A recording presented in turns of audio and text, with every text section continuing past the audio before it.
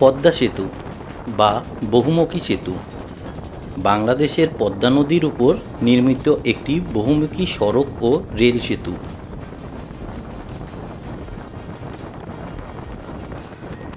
এর মাধ্যমে মুন্সিগঞ্জের সাথে শরীয়তপুর ও মাদারীপুর জেলা যুক্ত হয়েছে।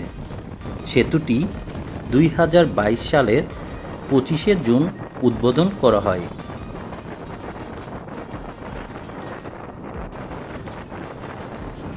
এই দিন বাংলাদেশের প্রধানমন্ত্রী শেখ হাসিনা নিজে মাওয়া প্রান্ত দিয়ে টোল প্রদান করে প্রথমবারের মতো আনুষ্ঠানিকভাবে পদ্মা সেতুতে আরোহণ করেন এবং এর মাধ্যমে সেতুটি উন্মুক্ত করা হয়।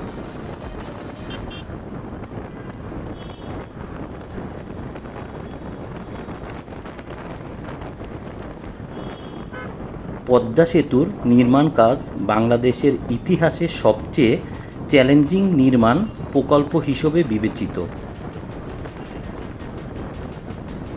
2 স্তর বিশিষ্ট ইস্পাত ও কংক্রিট নির্মিত ট্রাসের এই সেতুর উপরের স্তরে 4 লেনের সড়কপথ এবং নিচের স্তরে একটি একক রেলপথ রয়েছে। পদ্মা, ব্রহ্মপুত্র ও মেঘনা নদীর অববাহিকায় তৈরি সেতুটি 41টি স্প্যান নিয়ে গঠিত। প্রতিটি স্প্যান লম্বায় 150.12 মিটার এবং চওড়ায় 22.5 মিটার। সেতুটির মোট দৈর্ঘ্য 6.15 কিলোমিটার।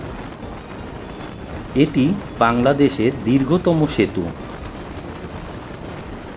সংখ্যা ও মোট দৈর্ঘ্য উভয়ের দিক থেকে গঙ্গা নদীর উপর নির্মিত দীর্ঘতম সেতু এবং 120 মিটার গভীরতাযুক্ত বিশ্বের গভীরতম পাইলের সেতু এটি। সেতুটি চালু হওয়ার পর বাংলাদেশের জিডিপি 1.2% বৃদ্ধি পাবে বলে আশা করা হয়েছিল।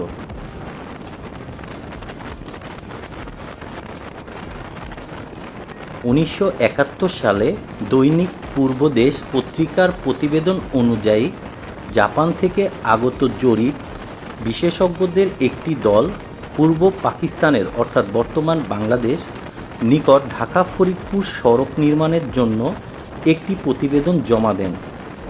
সড়কটি নির্মাণের অংশ হিসেবে তারা পদ্মা নদীর উপর একটি সেতু নির্মাণের পরামর্শ দেন। বাংলাদেশের স্বাধীনতার পর বাংলাদেশের প্রথম রাষ্ট্রপতি শেখ মুজিবুর রহমান পদ্মা নদীর উপর সেতু নির্মাণের ঘোষণা দিলেও তার মৃত্যুর কারণে প্রকল্পটি বাস্তবায়িত হয়নি। 1998 সালের 16 সেপ্টেম্বর বাংলাদেশ সরকার রাজধানী ঢাকা ও দেশের দক্ষিণ ও দক্ষিণ পশ্চিমাঞ্চলের মধ্যে সরাসরি যোগাযোগ স্থাপনের জন্য ঢাকা, মাওয়া, ভাঙ্গা ও খুলনা মহাসড়কে পদ্মা নদীর উপর একটি সেতু নির্মাণের জন্য 3643.5 কোটি টাকার একটি প্রকল্প প্রস্তাব করেন। 5 কিলোমিটার দীর্ঘ এবং 18.10 মিটার চওড়া উক্ত সেতুটিকে দেশের সম্ভাব্য দীর্ঘতম সেতু হিসেবে বিবেচনা করা হয়েছিল। প্রস্তাবে 1999 সালের জুলাই মাসে সেতুটি নির্মাণ কাজ শুরু করে 2004 সালের জুনে শেষ করার কথা জানানো হয়। নির্মাণের জন্য প্রস্তাবিত টাকার 2693.5 কোটি টাকা বিদেশি উৎস থেকে এবং 750 কোটি টাকা জাতীয় উৎস থেকে যোগান দেওয়ার পরিকল্পনা করা হয়েছিল। পরে 1999 সালের মে মাসে উক্ত সেতু প্রকল্পের জন্য যাচাই বাছাই করে পরীক্ষা শুরু করে 2001 সালের 4 জুলাই মাওয়া জাজিরা প্রান্তরে সেতুর ভিত্তিপ্রস্তর স্থাপন করেন তৎকালীন প্রধানমন্ত্রী শেখ হাসিনা।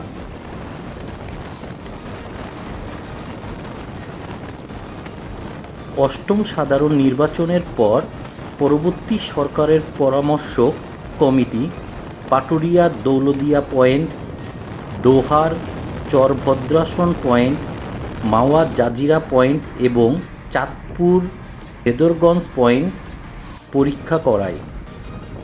2004 সালে জাইকা অর্থাৎ জাপান আন্তর্জাতিক সহযোগিতা সংস্থা সব কিছু বিচার বিবেচনা এবং পরীক্ষা নিরীক্ষা করেই আগে নির্ধারিত মাওয়া জাজিরা পয়েন্টেই সেতু নির্মাণের পরামর্শ দেন। 2006-07 বাৎসরিক উন্নয়ন কর্মসূচিতে তৎকালীন বাংলাদেশ সরকার পদ্মা বহুমুখী সেতু নির্মাণের পরিকল্পনা গ্রহণ করে।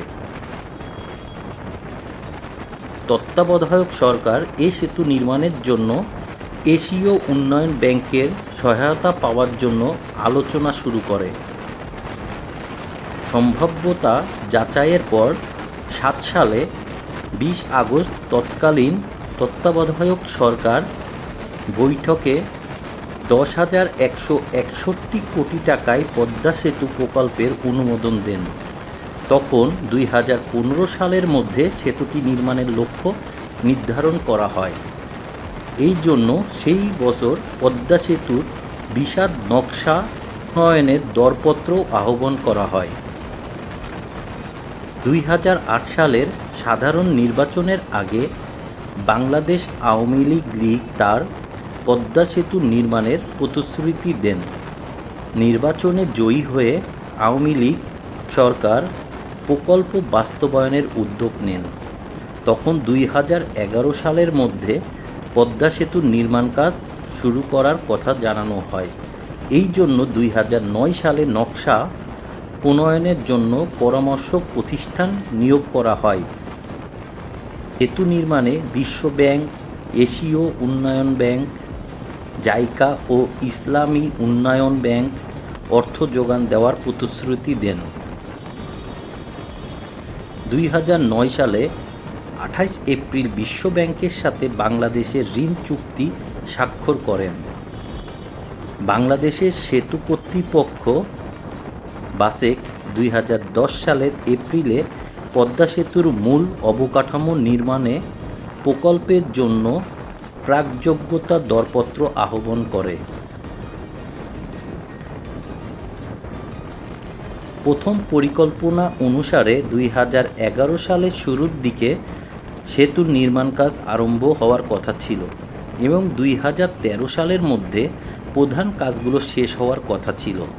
পরিকল্পনা অনুসারে প্রকল্পটি 3টি জেলাকে অন্তর্ভুক্ত করবে: মুন্সিগঞ্জ, মাওয়া পয়েন্ট, উত্তরপাড়, শরীয়তপুর এবং মাদারীপুর, জঞ্জিরা এবং দক্ষিণপাড়া। এটির জন্য প্রয়োজনীয় এবং অধিগ্রহণকৃত মোট জমির পরিমাণ 918 হেক্টর। 2007 সালে তত্ত্বাবধায়ক সরকার পদ্মা সেতু প্রকল্প পাশ করলেও আওয়ামী লীগ সরকার এসে রেলপথ সংযুক্ত করে ও 2011 সালের 11 জানুয়ারি প্রথম দফায় সেতুর ব্যয় সংশোধন করেন। তখন এর ব্যয় ধরা হয় 20,507 কোটি টাকা।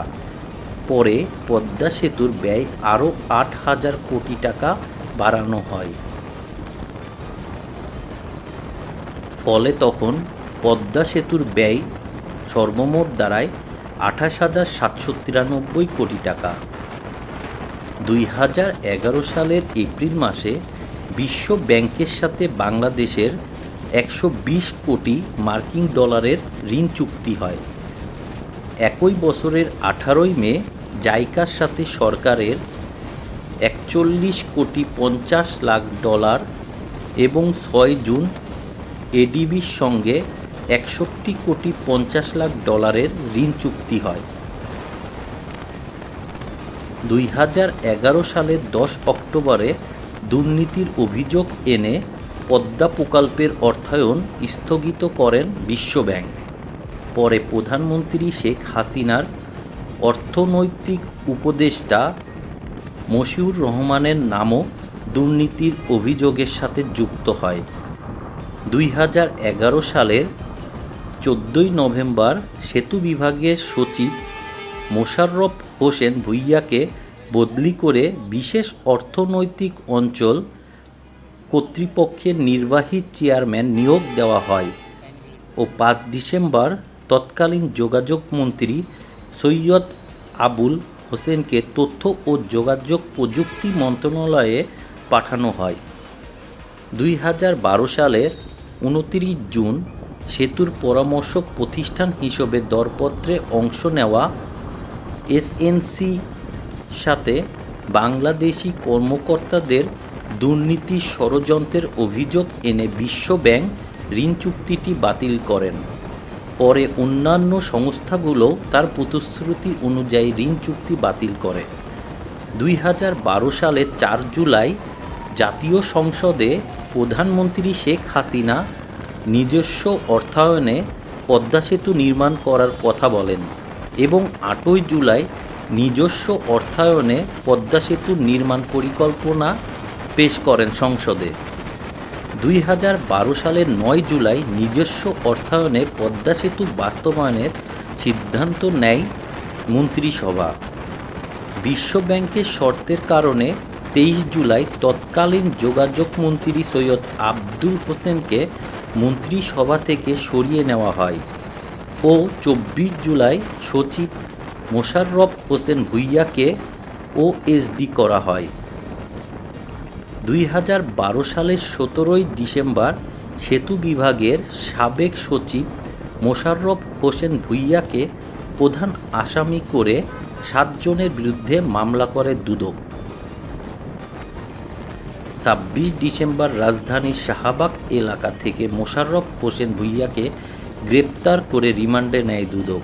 গ্রেপ্তার করা হয় আরও 2 জনকে। 2013 সালের 16 জানুয়ারি মোশাররফ হোসেন ভূঁইয়াকে সাময়িক বরখাস্ত করে সরকার। 2013 সালের 5 ফেব্রুয়ারি জামিনে মুক্ত হন তিনি। 2013 সালের 31 জানুয়ারি পদ্মা সেতুতে বিশ্ব ব্যাংকের অর্থ আর নেওয়া হবে না, সরকার এমন সিদ্ধান্তের কথা জানান। 2013 সালের 26 জুন আবার দরপত্র আহ্বান করা হয়। 2014 সালের 17 জুন পদ্মা বহুমুখী সেতুটি নির্মাণে China railway major bridge engineering গ্রুপের সঙ্গে চুক্তি করে সেতু বিভাগ। 2014 সালের 17 সেপ্টেম্বর দুদক জানায় পদ্মা সেতুতে কোনো দুর্নীতি হয়নি। 26 অক্টোবর পদ্মা সেতু দুর্নীতির মামলা অবসান হয়। শেষে 2014 সালের 26 নভেম্বর মূল পদ্মা সেতুর নির্মাণ কাজ শুরু হয়। 2015 সালের 12 ডিসেম্বর নির্মাণ কাজের উদ্বোধন করেন প্রধানমন্ত্রী শেখ হাসিনা। বাংলাদেশের প্রথম বৃহৎ সেতু প্রকল্প যমুনা বহুমুখী সেতু প্রকল্পের আন্তর্জাতিক বিশেষজ্ঞ প্যানেল তৈরি করা হয়। অধ্যাপক জামিলুর রেজা চৌধুরীকে 11 সদস্যের বিশেষজ্ঞ প্যানেলের সভাপতি নিযুক্ত করা হয়।